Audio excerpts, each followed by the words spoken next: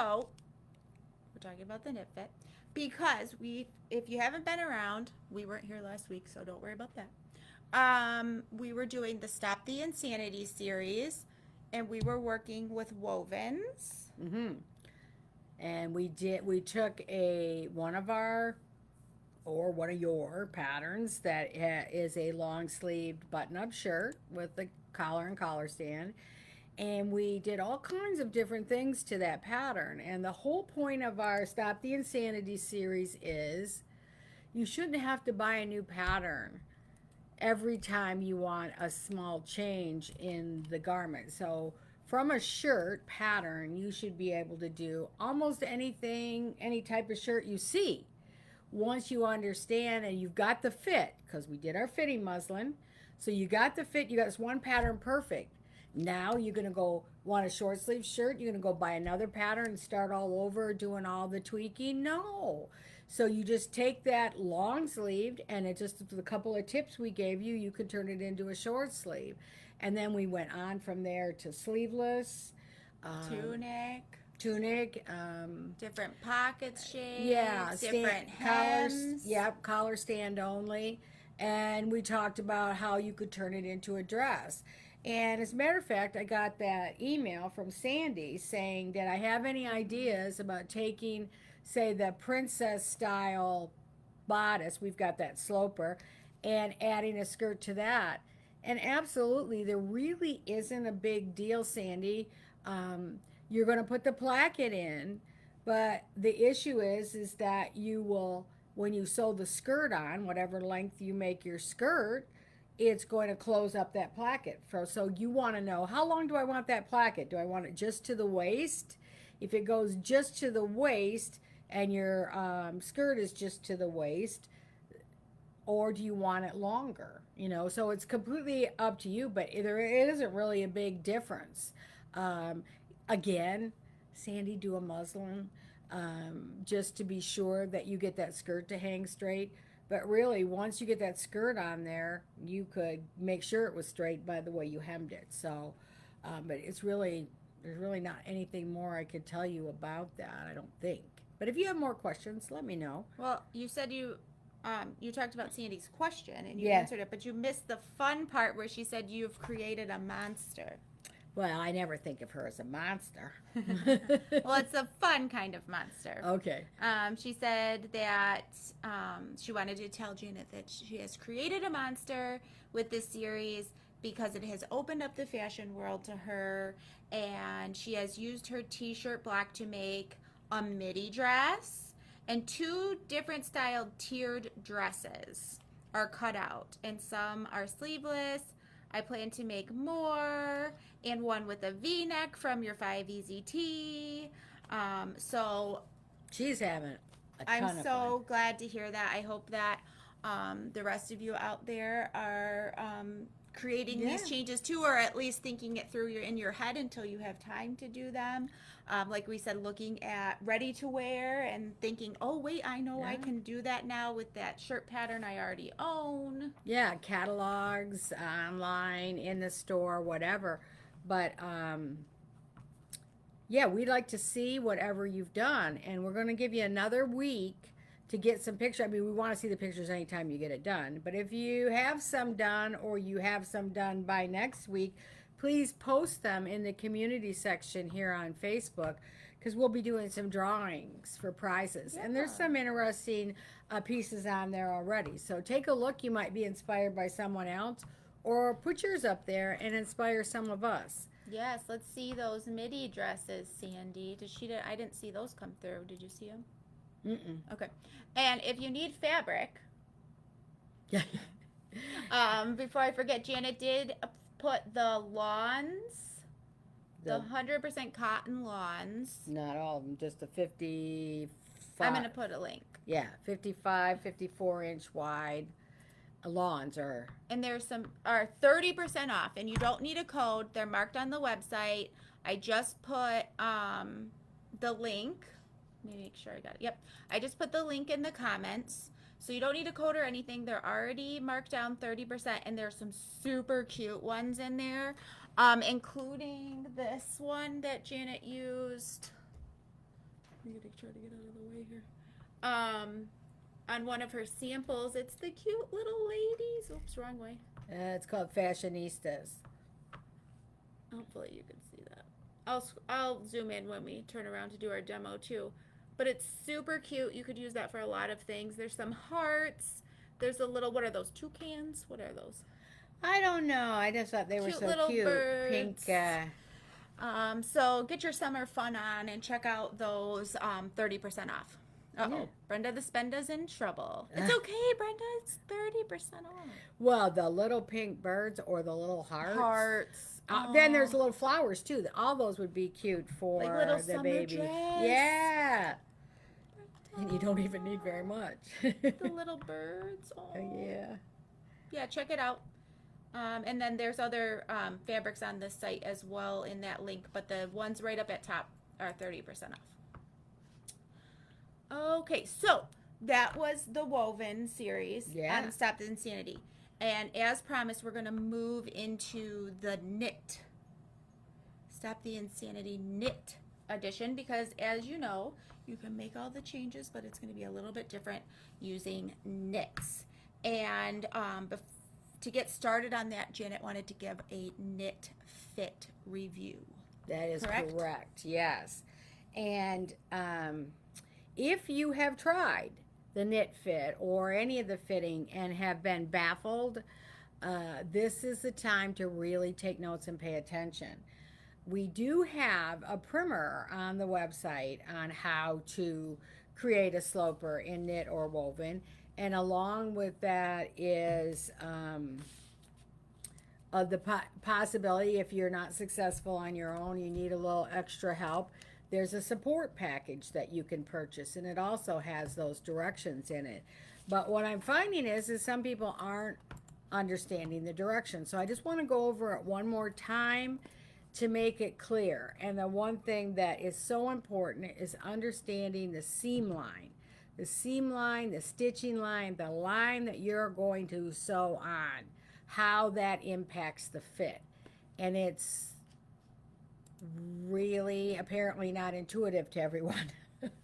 So, and it's been so long, I couldn't tell you when it wasn't to me, you know. Yeah. So it's just, you know, sometimes you're just too far So removed. basically what you're saying is don't be afraid to ask questions. Please don't be afraid to ask questions. There, you know, there are plenty of people out there that don't understand it just as well as you don't understand it, if that's the case. Yes.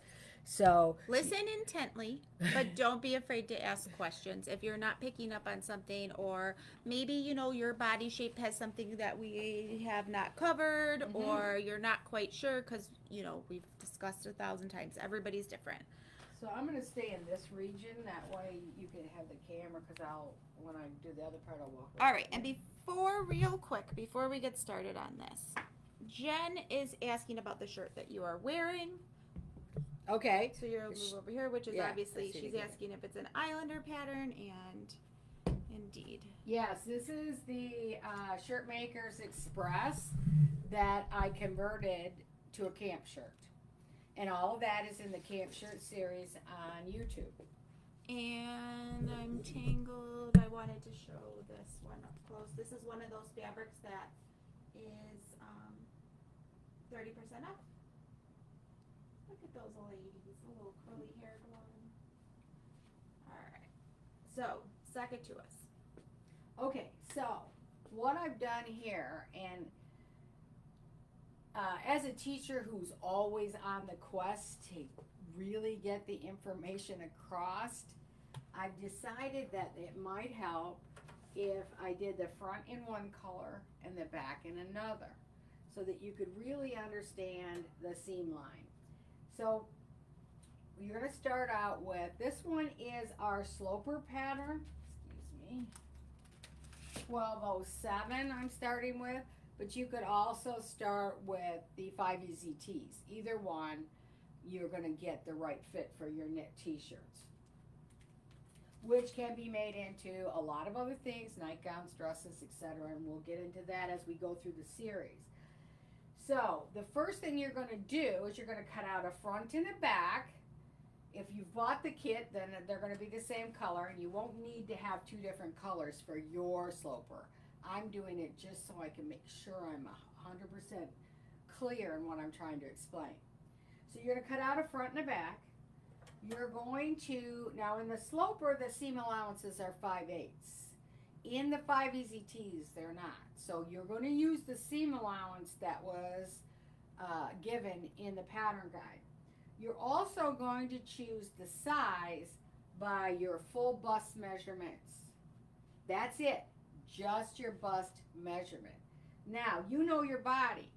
If you are a pear shape and you have a 6'8" on the top and a 14/16 on the bottom, you're going to want to leave more room at the bottom to accommodate that, right? Because it's not going to fit you at the bottom, and you already know that. So you just swing that side seam out a little bit or take it out to the size.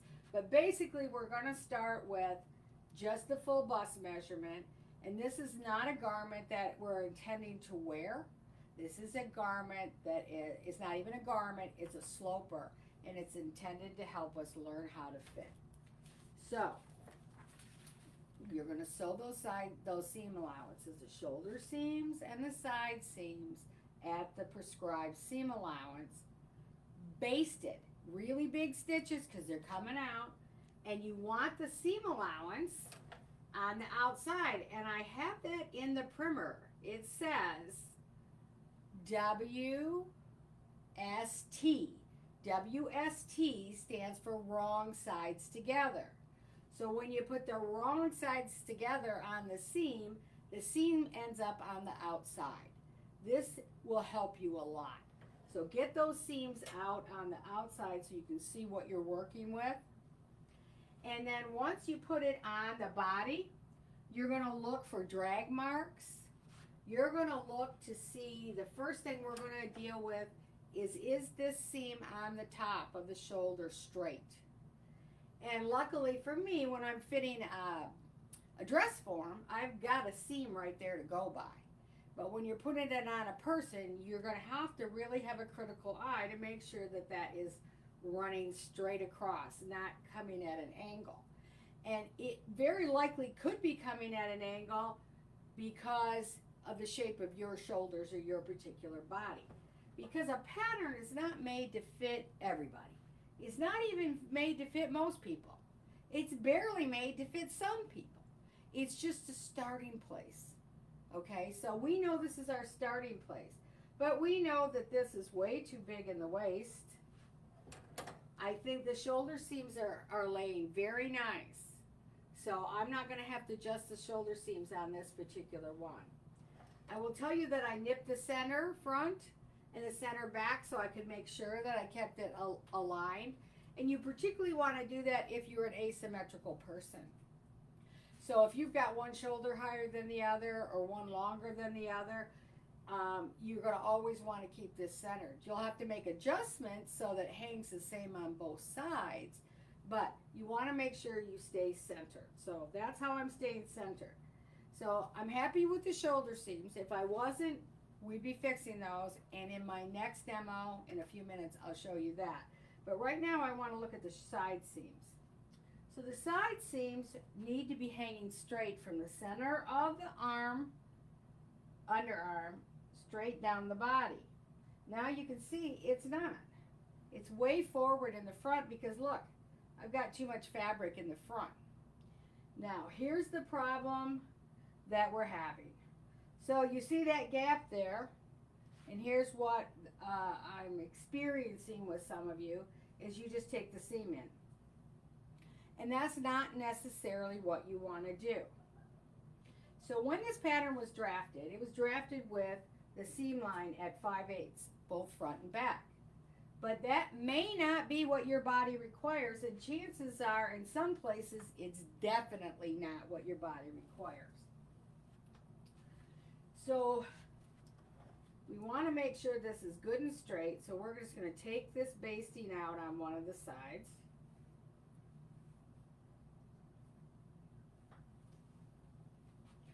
And then we're going to pin fit it. And now here's the biggie. The raw edges of the front and the back are not going to necessarily be even. And that's where I think it really hangs up a lot of people, is that they're thinking they have to stay even. No. So we're going to smooth this out. We're going to make sure we have a nice fit here. And this fit across here is commensurate with how tight you want your garment. So if you're real thin and very shapely, young, you probably want a really nice snug fit. But if you've got a few lumps and bumps, you might want a little extra for it to glide over.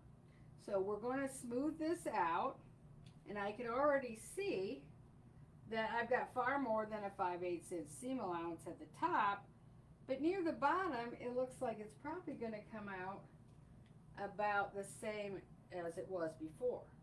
Now I want to take the back and experience the same thing, making sure it's smooth, and then I'm going to bring those two together. And I'm going to have to stand in front of the camera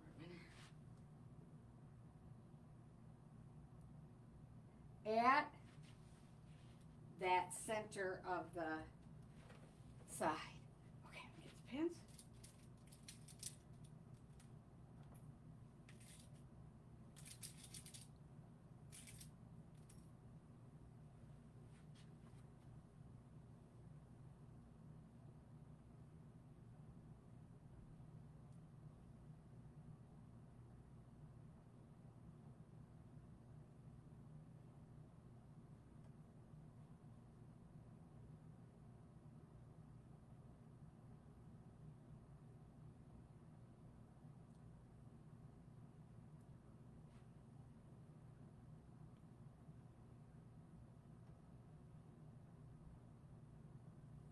And see those pins, I want right along that seam line.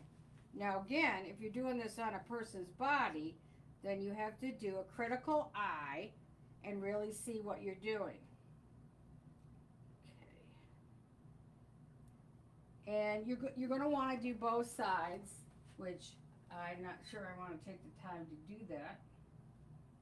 I just want to get the point across to you that we're moving the stitching line, but we're not necessarily moving it the same distance from front to back or left to right. More often it will be left to right, but it won't be from front to back. Okay, so I want you to see what happened here. You see how much more seam allowance we have in the back than we do the front? This is more likely what it's going to look like in some areas of your pinning. It's not going to come smack together like it did up here. And some of you won't have that up here because you've got other issues we're going to deal with in a minute. But I want you to see that, and I'm just going to mock this up. Of course, I would do the other side before I was complete because you want to make sure you get it identical from side to side. But for right now,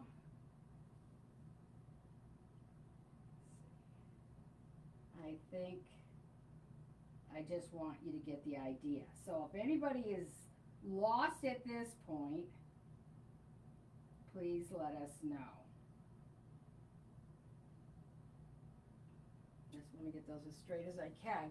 Now what I'm going to do is I'm going to take my Sharpie, and I prefer a Sharpie because I really want to be able to see this. Push it. Okay, so now what I'm going to do is I'm going to mark along the pins.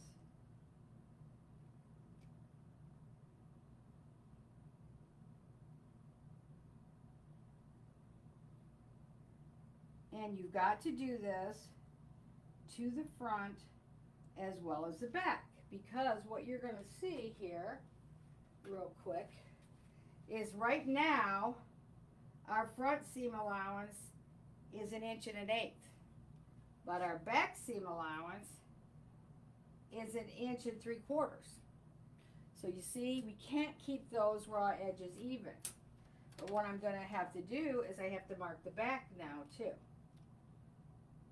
And if this seems complicated for a minute, don't worry. When we get to the demo of transferring this to the actual tissue pattern, I think it'll all come clear. But if it doesn't, you'll tell me. Let's go there. Okay, so we've marked our seam allowance front and back using a Sharpie. And the reason is I don't want any doubts. And the Sharpie makes a mark right now and one that I can really see. Okay? So that is the most important key that I haven't been able to get across to many of you, is that this stitching line is going to move, but it's going to move different from the front than it does to the back. So we're going to take this off, and in a minute I'll show you how to adjust your pattern. So I just want to do one more quick demo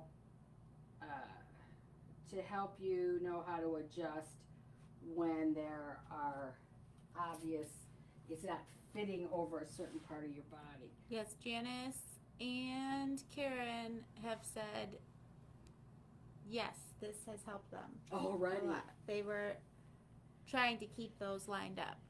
I know so many were, and I was disappointed I wasn't able to make the point. Okay, and Lynn is asking, how do you pin your own side seams when you can't reach around yourself?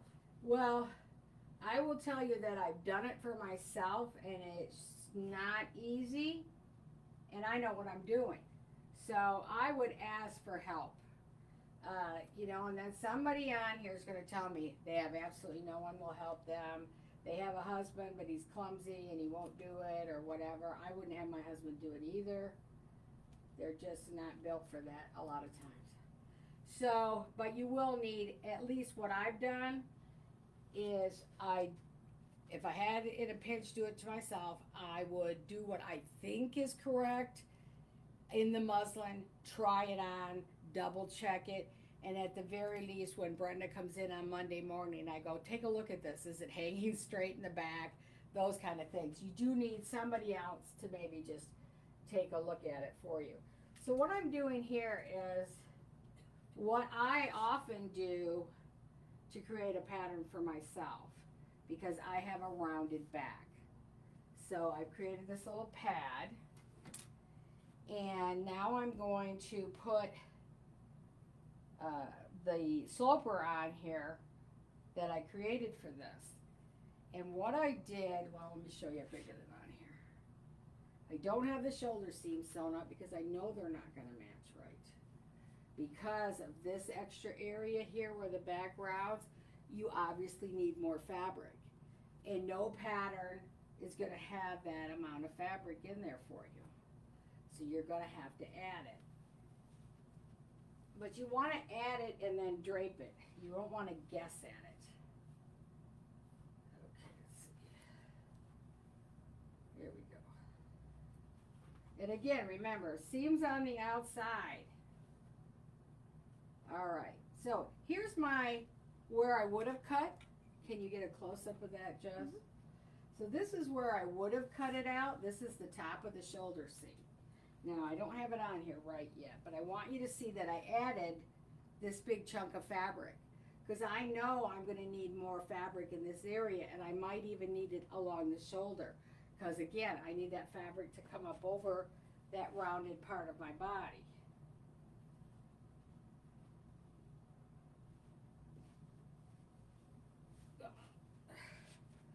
Get her straightened out here. And Connie's wondering where you got that pad for the rounded back. It came with one of my dress forms, and you can buy them. Just go online. I'm sure somebody will have them. I don't even remember what company it was anymore, because I've had so many. But I got this bag full of different pads, and I think this is a thigh pad that I use for the back. But there's breast pads and shoulder pads, things like that. Now, if you need to boost up your dress form in a bust, then just put your bra on it and stuff the bra until it's the right size. But otherwise, if you need a little extra padding in the hips, you can use a batting, or these foam things are great. All right, So I'm trying to get a good look at this to see, and okay, so that's about where I want it. So this crazy piece out of the way. So I'm definitely gonna need some of that for the shoulder.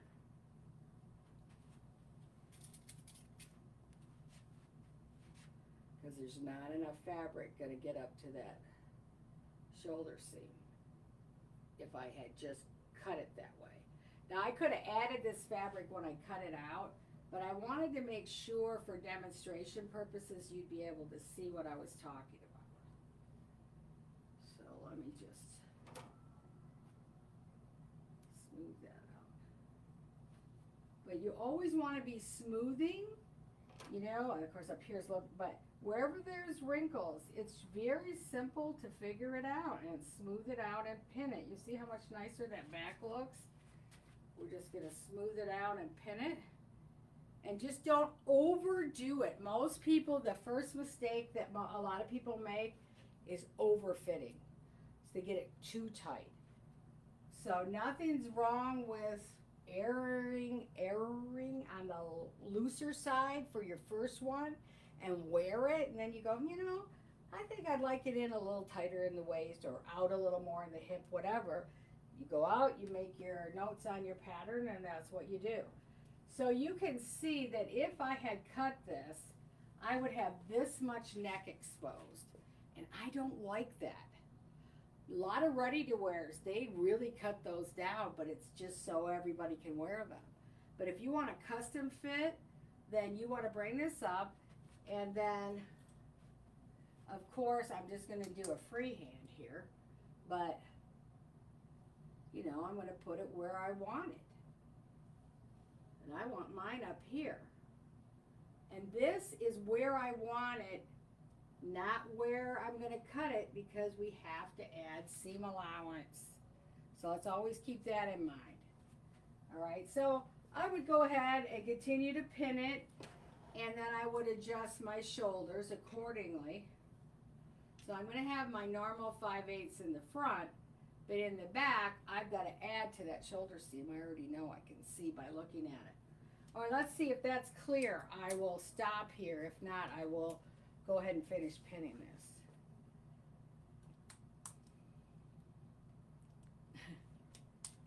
All right, and a lot of you are going to have other issues. I had someone the other day, and her shoulders tip up. So her shoulder tips up here, so she's got drag marks coming this way. So what she needs to do is let go of the front only, and only in the area until those drag marks are gone, and then pin it back. And of course she is going to lose some of the seam allowance in the front, but she's going to add it to the pattern before she cuts a new shirt. All right, let's see if there's any questions before I go to the drafting board. Okay. Karen says it's clear. But if anybody else does, or if you think of something as we're going, just put it in the comments. All right. So, now we're going to come over here and let me just show you how easy it is to transfer what we just did over to the tissue pattern. And you always want to do that right away, or else you'll forget. All right, so the red is our front, so I'm going to take the front. And Oh, all right. Hold on before you get started. you got questions? It's okay, I'm just gonna lay this out. I can go back to the dress form if we That's need. okay. I'm trying to use my left hand, so it's taking an extra. Claudia says the line at the back neck is I think it's supposed to say, is that the ceiling to which you add the trim, or does it include the trim binding? Okay, so The original cut line is right here where you see this stitching. I stitched it right on the cut line, okay? I have to add this much, but after, when I transfer it to the pattern, I know this is the stitching line. So I'm going to add 1/4 of an inch above that for the seam allowance. And then you add the binding to that. Okay, so, and that'll be clear right here. Because what we're gonna do is we're going to transfer this new seam allowance onto our tissue pattern. And there's lots of ways to do this. You can do it with tracing paper. If your pattern is, if you've traced it out of a heavy white paper or something, then you may want to put the garment on top with the tracing paper and trace it on. Here I can see because I've got a clear tissue, okay? So here's where I know the seam allowance is gonna be. Okay, so I know this is my seam allowance. And I have to kind of clean this up too because they're not all straight and clean marks. And I know it's hard to see on the camera, so what you're doing is going over those Sharpie marks you made when it was on the dress form, correct? And so, and remember, again, pay special attention to this. This is not the cut line. This is the stitch line. Let me get my curve.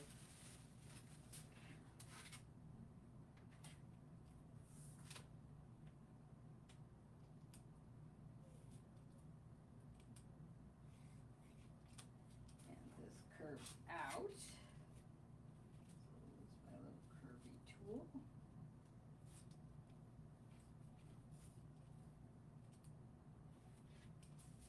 Alright, so now we have the new stitching line. We've talked about this before, but back in the day when you bought single size patterns, the stitching line was already marked on them, which was very helpful.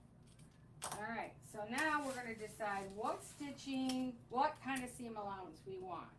If we're going to keep this at 5/8, which is a good idea in the beginning until you make sure you got the right fit. Because if you do this at 5/8 and it's a little tight, you can let it back out to 1/4 and gain a whole 3/4 of an inch in width. So I'm going to say that we're going to keep this at 5/8.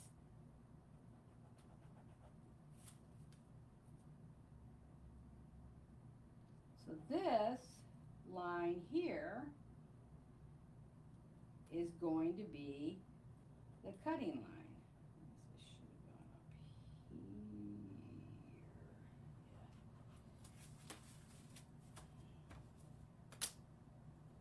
So I just kind of, it's a little painstaking, takes a couple of minutes, and so just take your time. There's lots of different ways to mark this off. This just happens to be the way I've always done it. I know there are tools out there that help you and make it go maybe a little bit faster. And it's so humid in here, I'm sticking to this tissue paper. It's making me crazy. So I'm just marking that 5/8 all the way along here.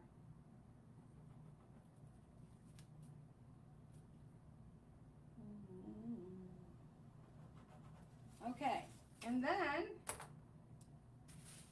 the other cutter, where is it? There it is.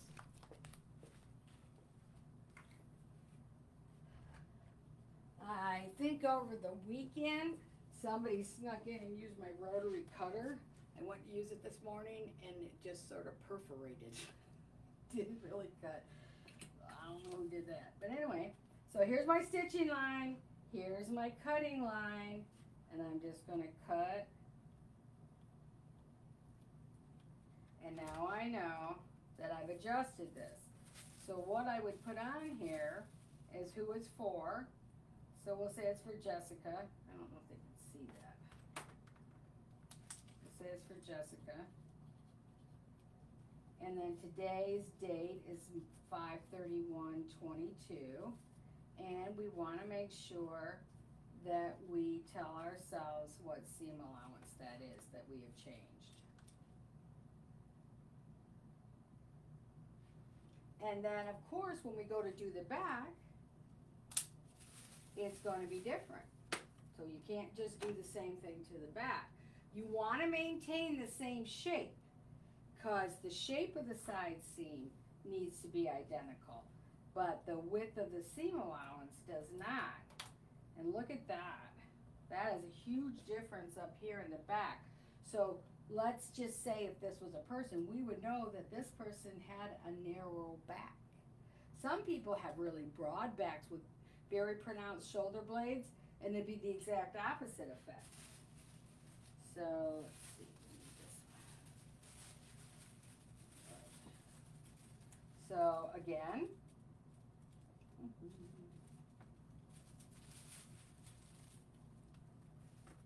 and same, just mark that off where the pins were.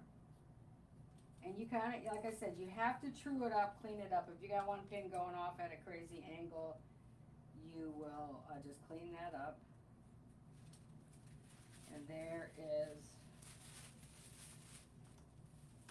our new stitching line.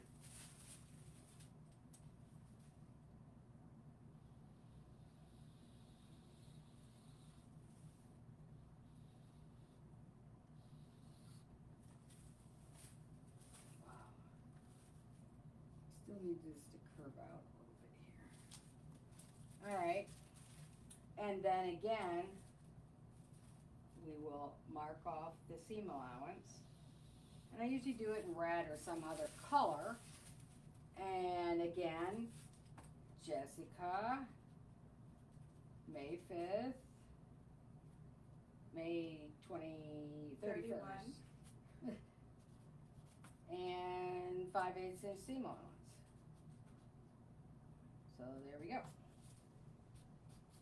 Okay. And again, that's going to happen at the shoulder on some of you, especially on the one with the hump in the back. You're going to have an entirely different. Your cutting line might be your stitching line might be way out here. You may have to add paper to your pattern in order to add the seam allowance. So in other words, on the shoulder of that one where I didn't have enough fabric coming up to the back, I'll have to add tissue up here on the shoulder to equate to that. But once you have the pattern taken apart and all the seam lines marked with your Sharpie, it's just that easy just to trace it back out and true it up. Okay, I hope that helped. I've been really frustrated when I'm not able to get across to people that we're so used to sewing with the raw edges even that it only thing that makes sense to us sometimes. But the truth is, from front to back, you're a different person than the next guy. And that's why we have to do a muslin or a sloper in order to get the fit that works for your unique body. And then that's why we did the Stop the Insanity series, because once you've done all that, you don't want to keep having to do it to every pattern or every garment you ever make. Okay. Becky is asking, I think I have learned I have sloped shoulders with the drag lines. So you would still let out the seam allowance first taking it in? Question mark. Well, who is this, Becky? Becky. Okay, Becky, the deal is you're going to move that seam until the drag lines aren't there anymore. So if you've got drag lines, that means it's pulling, which means you've got to let it go. But if you don't have drag lines in the back and you only have drag lines in the front from your sloped shoulders, then, of course, if your shoulder is sloped, you probably have it in the back and front. So, but you'll let it out until the drag lines are gone, just until they're gone, so that it lays smooth, and then pin it.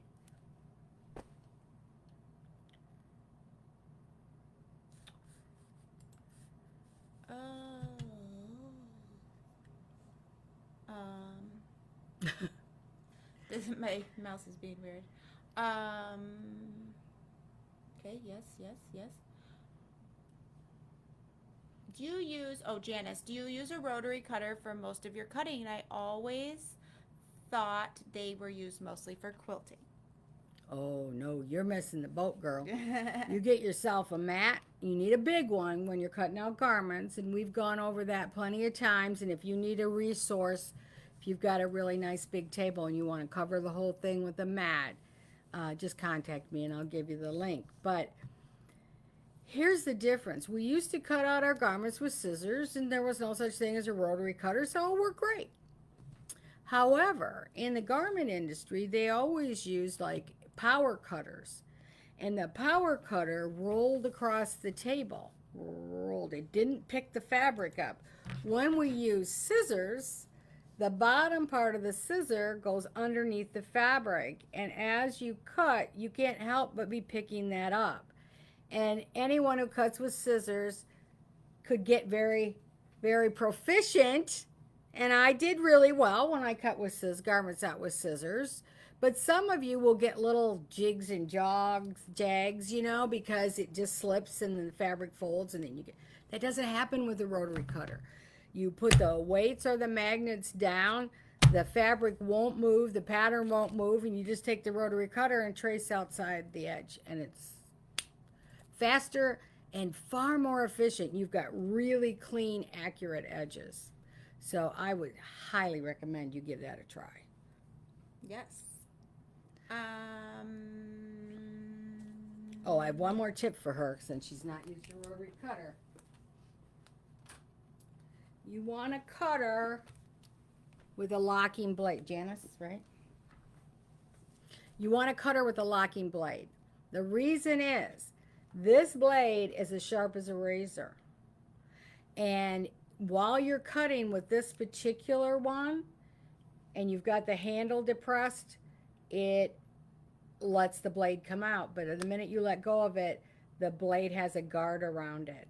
And the reason I tell you this is Jessica and I used to produce a huge expo. And people would come and take all the classes. We were always taking people to the hospital to get a little stitch or two. And it was mostly because they were excited and weren't paying as close attention with a lot of people in the room. But other things that have happened have been somebody left it open and then someone else went to grab something on the table and cut themselves. So I always say for beginners, use this one and you won't have any of that problem because it can't happen. Once you get in the habit of closing it on the other ones, you physically just up and down close it. Once you get in that habit, it's a habit, you're good. Very rarely do you forget. But for me, just take me having to do it out of the equation. When I first did this, and that's what everybody would tell you, oh, you can't use a rotary cutter for garments. You can only do it for straight strips and quilting. And I knew better. I mean, I never used one, but I knew that wasn't, physics did not dictate that. So I said, well, let me give that a try anyway. Well, they didn't have the locking ones then. And the minute they came up with the locking ones, that's what I got for my studio. When I had students or kids or whatever, that's what I want them to use. And there's lots of different brands. It doesn't have to be this brand. Just look for one that when you depress the handle, the blade comes out, and when you let go, it's recessed. Claudia has a question about on the pattern when you write your information. Do you record on the pattern the stretch percentage and the weight of the knit? I don't, but there's nothing wrong with doing that. Here's the thing. I could take that same t-shirt pattern and make it out of several different types of knits. ITYs are different than bamboos that are different than maybe a heavier bamboo. We've got 2 weights of bamboos now. And they stretch a little bit different, but it isn't astronomical. If it is a huge difference, then it will make a difference in the fit. So in other words, if it's a stable knit, one that doesn't really stretch very much, that's going to need to be bigger in order to go over your body than one that has 75% stretch. That's true, but the general fit's still going to be the same. I mean, I'm just not going to make a t-shirt out of a stable knit. I'm only going to make it out of a t-shirt type stretch knit. But I will say that that brings up the question of what you write on your pattern. Mhm. Janet's giving you the basics, the date, who's it for, your seam allowance. Seam allowance, very important. But don't be afraid to write too much on it.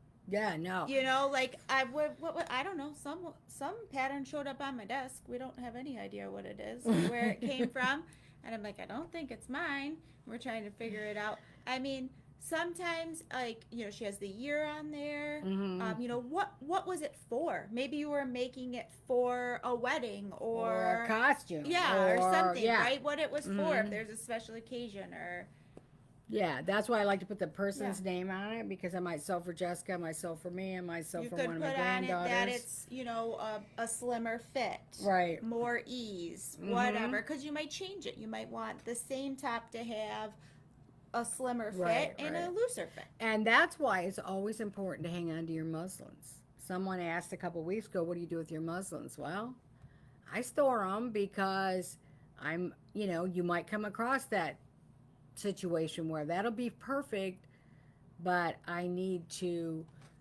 try it on. I need to check it out. Maybe I need to add a little to the side seams for that particular type of knit. It gives you that opportunity to try that muslin on again.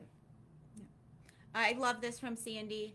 Oh my gosh, it just clicked about drag lines. I finally get what it's telling me. And that's something I think we take for granted. Or Yeah, you I guess I do. especially. Because I remember trying on clothes as a kid and her telling me they didn't fit. And I'm like, no, it fits. It fits. I think it looks great. She's like, see these lines? See these lines? These lines. Yes. And I know a lot of people, they put it on and it feels comfortable, it fits. They never look at the back. And you see so many that don't look at the back. Or sometimes when you wear it, like, oh no, it fits. I'm in the dressing room. Yeah. It fits. And you don't know what those lines mean or particularly Or see may them. not even see and them. then you wear it 3 or 4 times and you're like, Yeah. this arm feels weird. Right. So I love that, Sandy. Karen is asking, so will you show us how to match the side seams at the top? I assume we cut one of them lower. In your case, the back arm side. Then that will require a sleeve alteration? Okay, so we're bringing those seams in, but we're not changing the shape of the seam. So we're bringing the back in, and it might be shallower, but it's still the same shape. So those are still going to fit together. Now, in the instance where you have changed the shape of the armhole, which is I think what you're getting to, like if you pulled this up or whatever, then you've got to take a look at that arm side in comparison to what the original shape was, and possibly make an adjustment. Another thing that's highly recommended in the sloper pattern is to just, if that sleeve, you cut out a 14, the 14 sleeve is just too big because you've made, go down to the 12. See if the 12 sleeve is going to fit in there. You can't go too far, but then you would need to make some minor adjustments. But chances are you'll just be able to go down a sleeve size if you have effectively narrowed or shortened that armhole. All right, Becky. Oh no, Janice. Sorry, I want to point this out. Someone answered her, but Janice said that she's left-handed, so that's why she's kind of avoided or found a nuisance of the rotary cutter. And I knew this. Someone else said it. Some of them are reversible. This You one's could change them out. reversible. So you see, when you unscrew this, I'm gonna lose battery here. When you unscrew this, you could take this blade off and put it on the other side. Put the screw on this side. Do you need to plug in or something? Yeah, if you could just plug it in back there. All right. We only have a couple minutes. Yeah. Anyway, but Becky, not Becky. Why do I keep saying Becky? I know you're there, Becky. Brenda wanted to see this fabric before we go. All right, when you're done, can you show the pastel floral knits? It says they have spandex. Would they be good for everyday tops or just legging type things? No.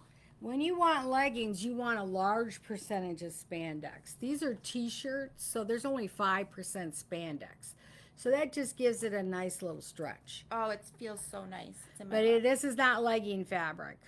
No. I mean, No. I think so much stuff has spandex in it now. Don't let spandex scare you. Right. It's also called Elastane, so you might see it with that title.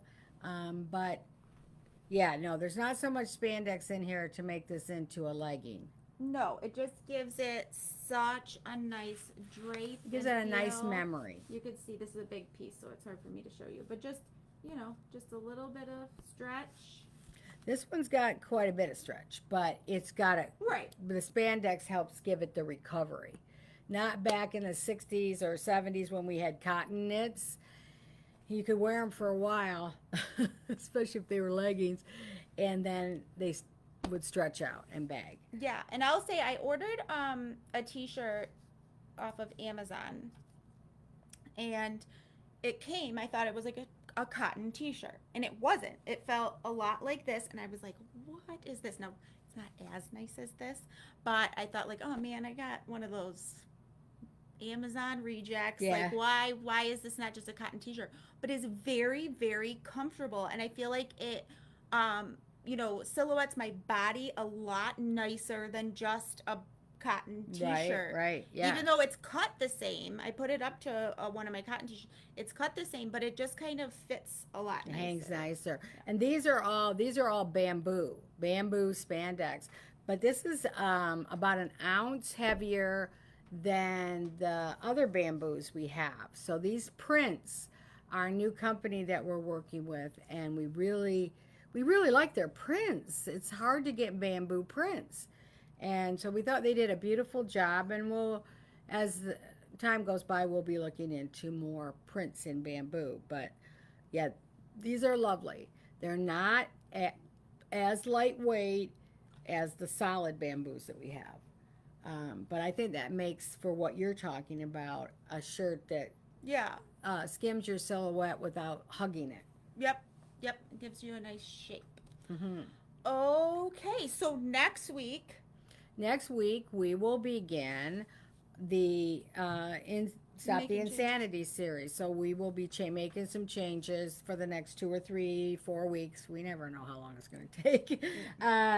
Depends. You might give us more ideas and then just keep Yeah, going. and again, we're open to ideas. We know you want to see how to change a neckline, but what else do you want to see? And, I've got a couple of ideas of things that I've done with my t-shirt pattern to turn it into something else. And maybe you've got some requests. So please let us know. And if they're feasible, we'll work them in. Just remember, what we're doing here with the Stop the Insanity series is we're not teaching pattern drafting. Because not all of you are interested in pattern drafting. You're mostly interested in getting patterns that fit so you can make pretty clothes. So that's what this is all about.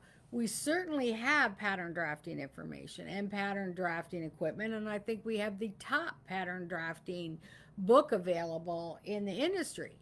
So we certainly can help you with some of that. But when we're doing this series, we're trying to keep it applicable to all sewers. Anybody who sews can use these techniques and have some fun with it without having to become a master drafter. That's right. Yeah. That's what we're here for. And you're getting a lot of very nice comments and feedback on how this kind of has, put that light bulb off for people and understanding it a little bit more. So if you have questions, shoot an email, islandersewing@comcast.net. If you have requests or suggestions for the Knit Fit series, you can put them in the comments. But again, email is usually best. islandersewing@comcast.net. And remember, we have the 5 Easy Tee in kit form. There's quite a few options in that. And we also have the Knit Fit kit that comes with a lightweight knit, pretty similar to what I just used. So if you want to get your fit on and you haven't done that yet and you're excited about all these changes, you want a pattern that fits first. So let's get started with that, and we're here to help you. And we also, like I said before, we have a primer that you can download. It's a PDF, and it'll give you step-by-step directions that follow along pretty much with what I just did. As well as we have a support package. So if you are newer or you're a little more confused and you'd like some extra support, We also have that available on the website for purchase, and that will allow you to correspond back and forth with us with photographs, so we can help you. Like, you just can't quite figure out, everything fits but this one area and I just can't get it right. What am I doing wrong? And we will work with you on that as well. So there's lots of options, and we're going to take this video and put it up so you'll have reference to this one as well for your fitting. But if you don't have a knit fit pattern yet, work on that so that you'll be ready for the changes. Okay. And All right. we will see you next week. Next week, Tuesday at 2 here at Islander Sewing Systems. I'm Janet Prey, and this is Jessica Johnson. And we had a great time. Hope you did too. Happy sewing!